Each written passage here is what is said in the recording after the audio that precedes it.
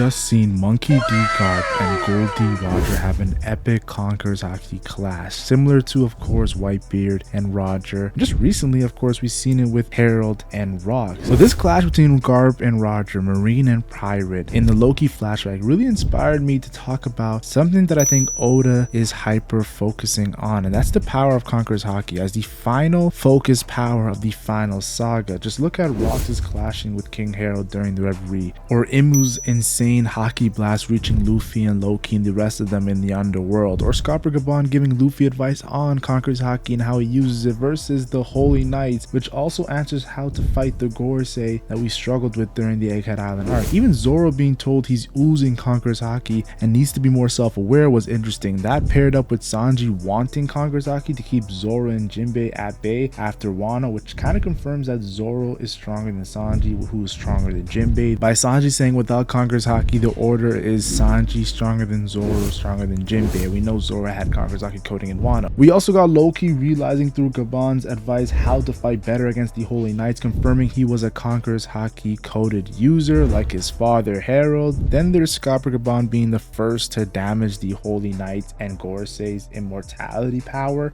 with his own Conqueror's Haki coding, since Joy Boy humbled them during the Egghead Island arc. And we even see Luffy pulling out Nika and Zoro King of Hell mode, aka them using Conqueror's Haki coding versus Scopper Gabon because he was that much of a threat in that little spar earlier in Elbaf. So Oda wants Elbaf to be the arc of King's Haki before we get to the final war. So let's do a deep dive on how King's Haki is developing and where it will go after Elbaf. So like the video, subscribe to the channel, and turn on notification, guys, because you're gonna see a lot of high quality videos and consistent videos as well. So these Haki farming moments becoming a big factor in the end of One Piece is gonna be a delight. Now when it comes to the basics of Conqueror's Haki, we've seen little glimpses of it pre-time skip, but right before the time skip, that's when Silver's Rayleigh, the Dark King, vice captain to the Pirate King Goldie Roger, explained how Conqueror's Haki is something you can't really train. It just grows as you get stronger, from your will getting stronger. And then of course later on Haki Island really kind of expands on that when it comes to the basis of overall Haki, saying that Haki blooms when you fight stronger opponents. Now we know this was against Katakuri, who Luffy was fighting, and Katakuri was stronger than Luffy at the time, and Luffy was trying to get his observation Haki to the next level. Of course, Wano, we've seen his Conqueror's Haki coding and Armored Haki get stronger. He was fighting stronger opponents. So Rayleigh definitely was speaking some facts. So Elbaf having his the left wing and the right wing of splitting the Conqueror's Haki is pretty cool, seeing the wings of the Pirate King being the ones to really develop Haki. And then we know they had no Devil Fruits because their captain had no Devil Fruit. He of course became Pirate King with no Devil Fruit power. Kaido said it, yo, Haki transcends all. Just look at Don Chinjao during Dressrosa. Now Don Chinjao, don't get me wrong, he's not a weakling, but he's not the strongest character in the series, even in his prime. But he was a Conqueror's Haki coded user, not coded user, he was a Conqueror's Haki user. And you have to understand, he said it best to Luffy during Dressrosa when they had their Conqueror's Haki clash. He said, you know how many people in the New World had Conqueror's Haki and their dreams were crushed? Like, this power is not as rare as you think. Yeah, pre-time skip it was, but post-time skip, you'll see Conqueror's Haki every now and then. It's when you get to, of course, those Conqueror's Haki coding that only a handful of guys can do. That's when you really see how Conqueror's Haki has levels, and you know I say there's levels to everything. If Elbaf's an arc of King's Haki, to me Wano was the arc of regular Haki, from Hyogoro teaching Luffy Ryo to of course Enma's insane Haki being output. And then of course you have to remember Oda still put King's Haki on top with Kaido one-shotting Gear 4th Luffy, coming off a Katakuri win with his own Thunder Bagua early on in Wano, coded in Conqueror's Haki. Like, obviously, yes, Wano was a Haki arc, but Conqueror's Haki still was a part of that whole Haki blend. Just look at all the aura Oden had in his flashback as a kid, yo. Like, so many feats, so many insane moments, so many just drastic power level moments just for a King's clash, a Conqueror's Haki, King's Haki moment with Whitebeard to really stamp him as a legitimate fighter. Like, if he didn't King clash with a prime Whitebeard, I don't think we would look at Oden the same way we looked at him, as a complete and utter monster. It really set the tone, if I'm being honest. We even got Oden's first time being humbled by Goldie Roger using Conqueror's Haki coding in Divine Departure. It sent Oden through so many trees, and he was just taken back. But of course, he was so hungry, he wanted to fight more.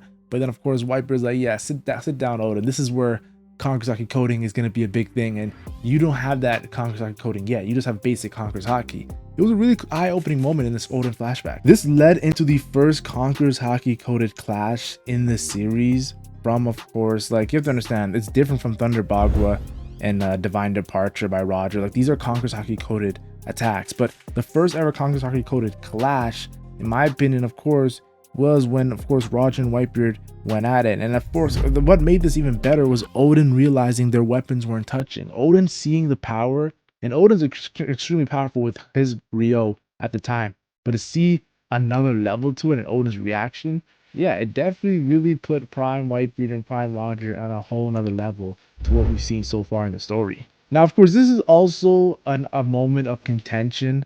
Oden was the one, of course, who scarred Kaido with Paradise Totsuka, and the narrator said he got stronger after being with Prime Whitebeard and Prime Roger.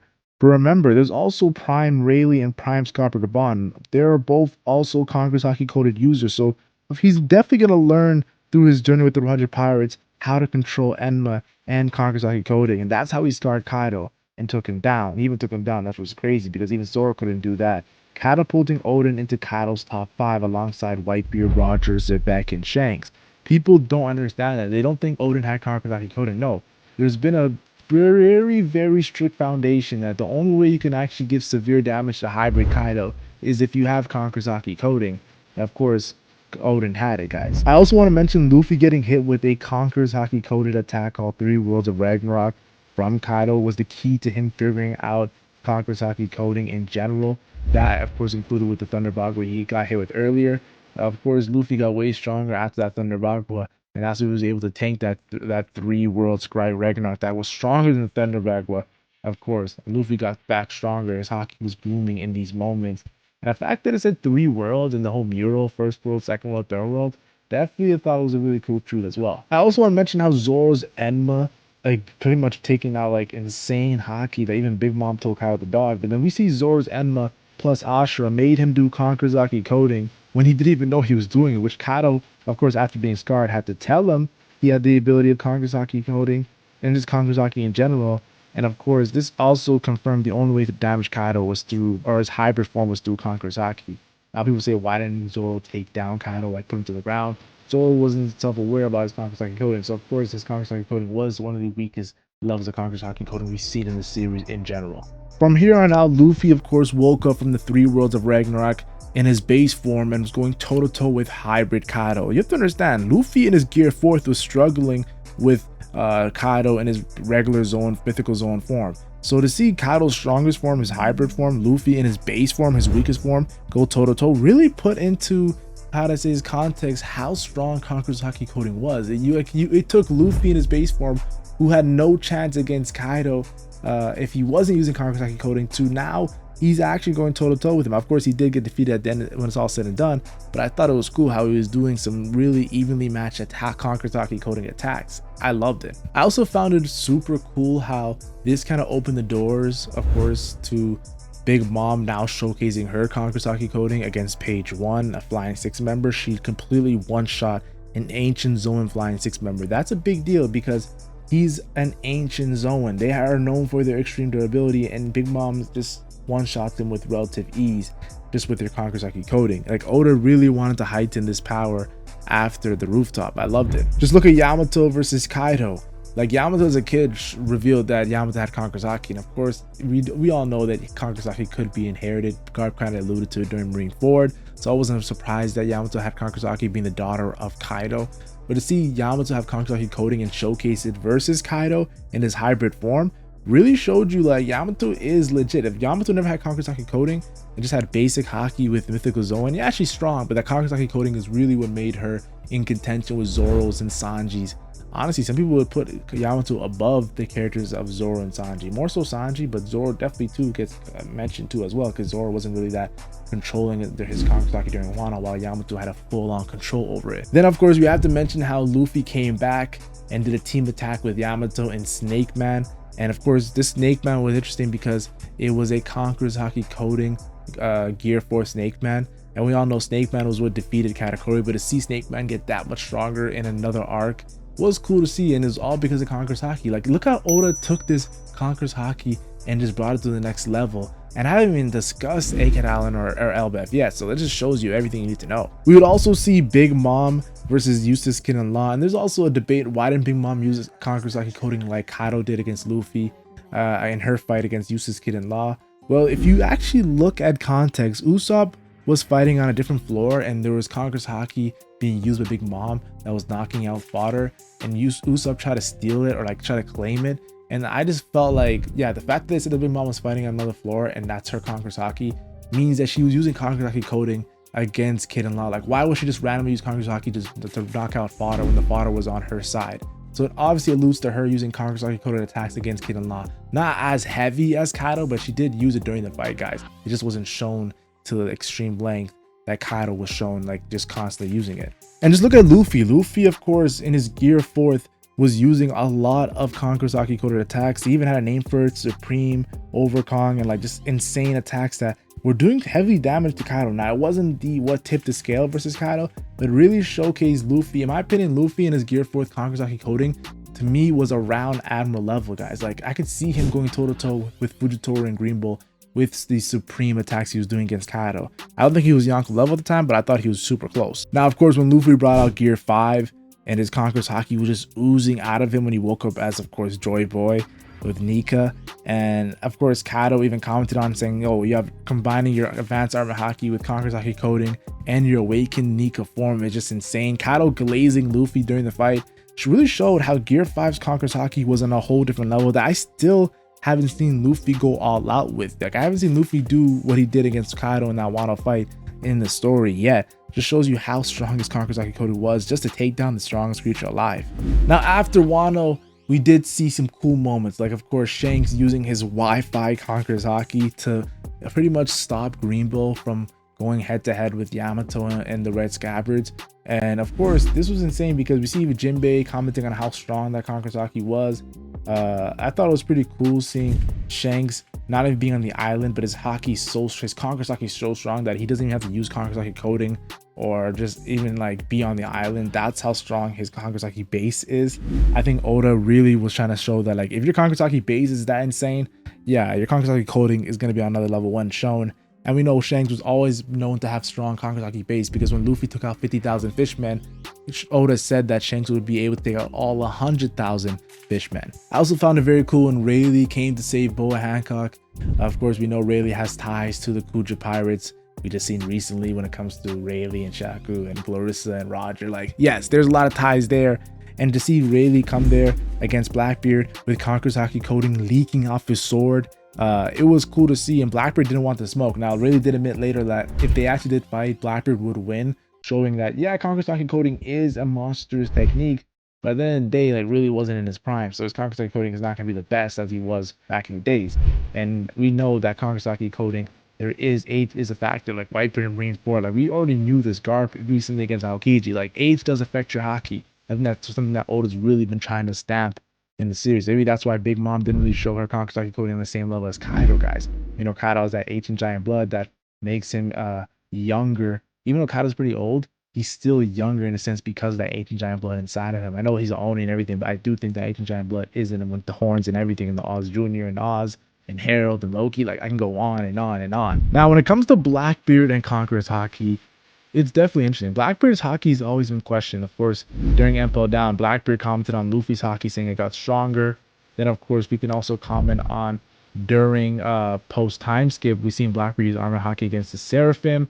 And then recently against Law, like, it's not Conqueror's Haki coding or anything, but it looks like Blackbeard is showing some insane level of Haki against Law. And it could lead to the fact that his Roxy respects his father. It would be most likely that he has Conqueror's Haki coding. And the fact that Law got defeated in that sense, and Law, like, pretty much, we saw what happened to Big Mom and Law and Kid.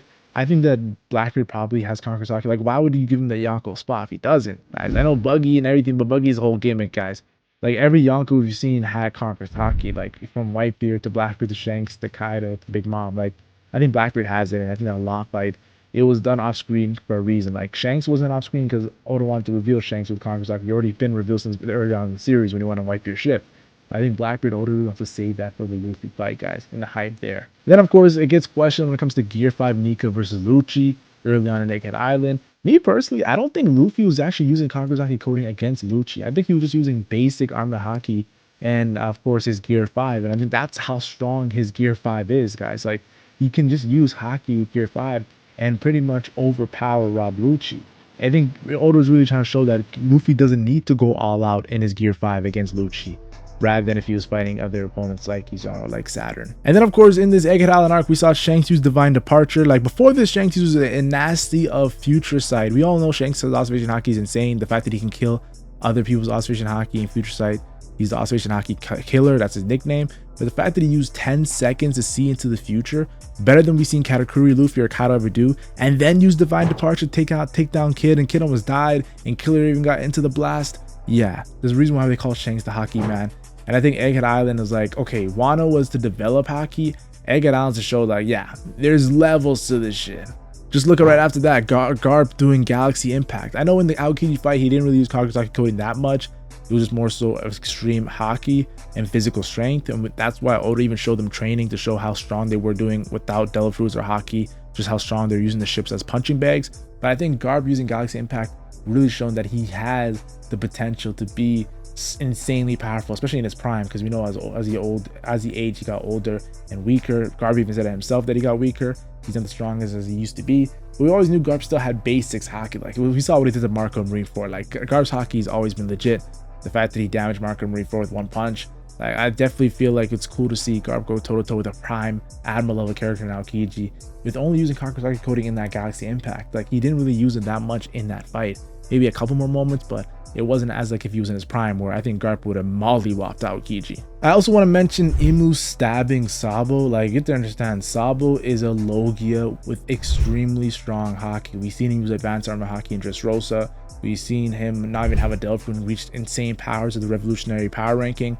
And then he got the Mary no Mi. And yeah, Imu just stabs him with his haki and Delphi power in an instance, guys. It shows you how strong Imu is in his haki. Sabo was definitely an experiment there to show us fans like, yeah, Imu is legit when it comes to his haki. And I have to believe Kakusaki coding, if I'm being honest, to get Sabo to be that injured, it has to be Kakusaki coding. Just look at Luffy versus Kizaru. Like we've seen Luffy versus Kizaru in Snake Man and in Gear 5, but what really made Luffy versus Kizaru look insane is when Luffy finally puts Kakusaki coding and punches Kizaru through his head, through his skull, and he's not able to move after. That shows you how powerful Luffy's Kakusaki coding with Nika is, guys. Like I'm telling you guys right now, like it's an insane power. And I know we've seen Luffy use Kakusaki coding to kick Kizaru to start off, to show that he's 100 times stronger than he was in Sabaody. And Kizaru obviously had to respect that this is the guy who defeated Kaido. But still, guys, that one Gear 5 punch is what really made me think, okay, yeah, this is in Kakusaki coding to an insane level. And I believe he did it multiple times after that too as well, guys. It was cool. Now, if I'm being honest, Saturn being immortal and having Kakusaki coding as well put him to me above Kizaru in this Egghead Island moment. Though I think Kizaru's a better fighter and more skilled, I think that Kakusaki coding, it really does make a difference, guys. Though of course Saturn didn't look as cool as Kizaru. If I'm being honest, Saturn didn't look as cool as Kizaru, and I think Kizaru, when it's all said and done, how much of a great fighter he was, honestly I think that he could actually come out on top, not against Saturn in a sense, but come out on top and looking better in a lot of clashes compared to Saturn. Like I'm be honest with you, Saturn was kind of underwhelming in Egghead Island for all the tools he had. He had Kakusaki coding, for goodness sake. Like just seeing Mars using Kakusaki coding to go into the Labosphere, or seeing Workery use a Kakusaki roar to really put his presence out there, like it really showed that like these Gorosei are incredibly powerful. Now they're not really seen as monsters because of Egghead Island. There's a lot of like funny moments there that the perception really wasn't that good for the Gorosei, but still, they're still monsters. I'm not gonna deny it. Just because of Kakusaki coding, like that's how much strong that weapon is to me. Just look at Luffy. Luffy was in Gear 5 using Kakusaki coding against Workery, and it wasn't working. His hand was throbbing a lot of the times, just to show that he's using Kakusaki coding, but what Scarper said was right. It's the way you use it that's really helpful against these Gorosei and Holy Knights. And that's why Oda showed Joy Boy's haki against the Gorosei, against Imu, and even had Dorian Rocky comparing it to Shanks' Kakusaki. That's how insane Joy Boy's haki was, and he's dead, yo. It was just tied up in a rope. Yes, I'm telling you guys right now, Oda really wanted us to end Egghead Island to say, yes, Conqueror's haki coding is legit. It's a big deal.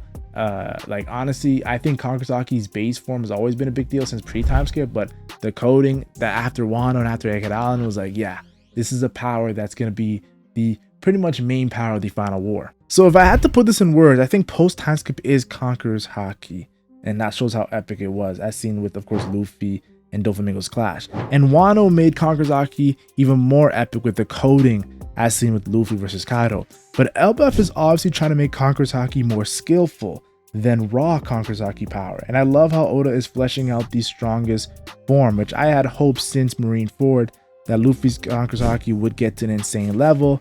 And I'll be honest with you, it makes sense why Marineford, Luffy had his Conqueror's Haki blast to made everyone scared. Like, the potential, I don't even know how much potential Luffy had in Marineford just from that Conqueror's Haki blast. But now if I knew what I know now, I would be scared to, like, oh, this guy has potential to be on the level of Roger and Prime Whitebeard and Roxy Zebek, some of the strongest pirates known to mankind. So yes, I thought I'd do a video on how Conqueror's Haki has been developing, the coding of it, and I think Elbaf is going to really take it to another level. So this is my thoughts on Haki and Oro farming. I know you guys see the thumbnail. You guys all know where I got that from. It's epic.